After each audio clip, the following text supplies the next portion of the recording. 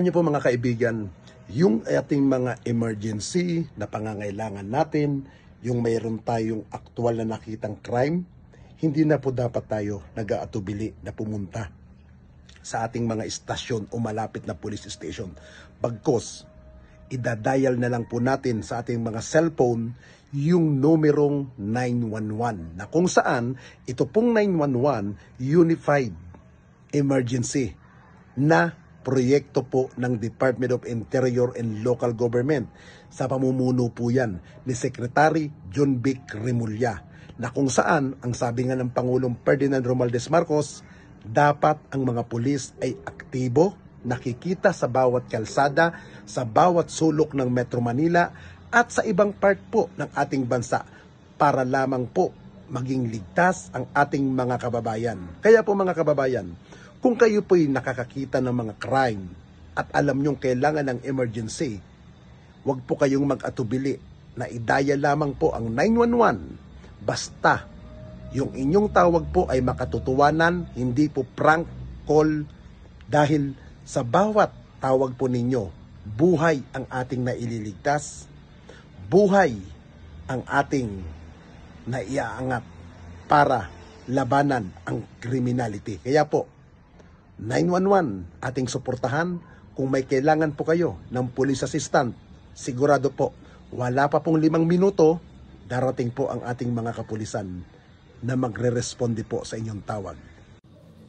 Kasunod ang direktiba ni Pangulong Ferdinand Romualdez Marcos Jr. na gawin moderno at mas espesyente ang mga sistemang pampublikong seguridad, inilunsad ang Department of Interior and Local Government, DILG, sa pamumuno ni Secretary Jovito Victor John Vic Remulla ang Unified 911 Emergency Hotline System noong September 11, 2025, isang malaking hakbang para sa mas mabilis, mas maayos at maasahang serbisyo sa buong bansa.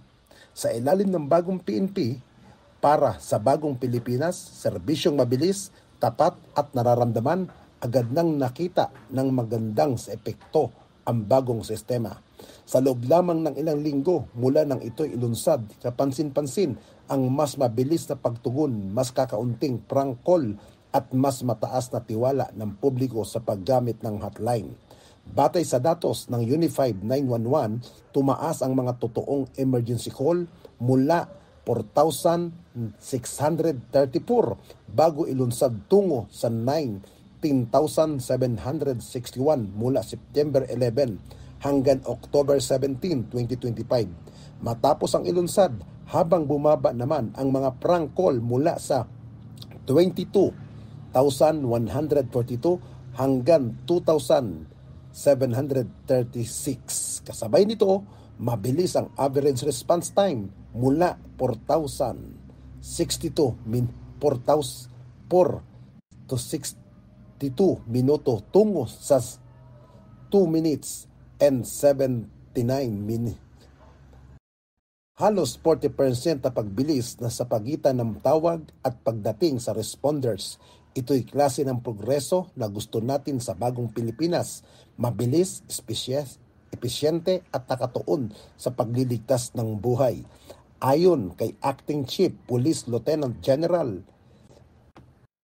Jose Melencio C. Nartates Jr. sa Unified 911, tinanggal na natin ang hindi mga kailangan proseso at pinalakas ang real-time coordination ng mga responder, ang resulta mas mabilis na serbisyo at mas matibay na tiwala ng publiko.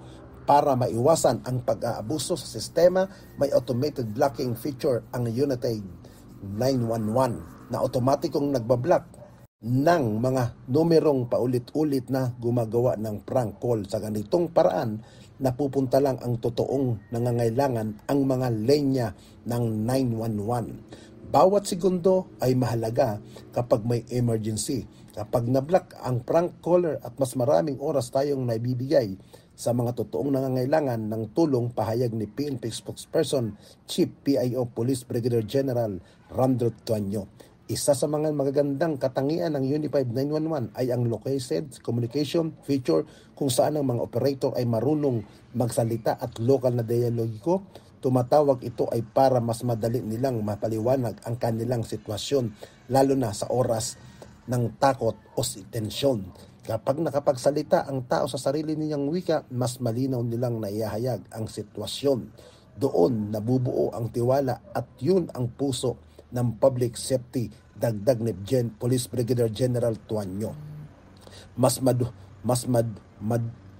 dumami pa rin ang mga insidenteng tugunan ng Unified 911 tulad ng mga traffic-related case, 3,539 at public order disturbance, 5,302 matapos ipatupad ang bagong sistema. Ibig sabihin, mas marami ng Pilipino ang tumatawag sa 911 bilang unang takbuhan kapag may emergency.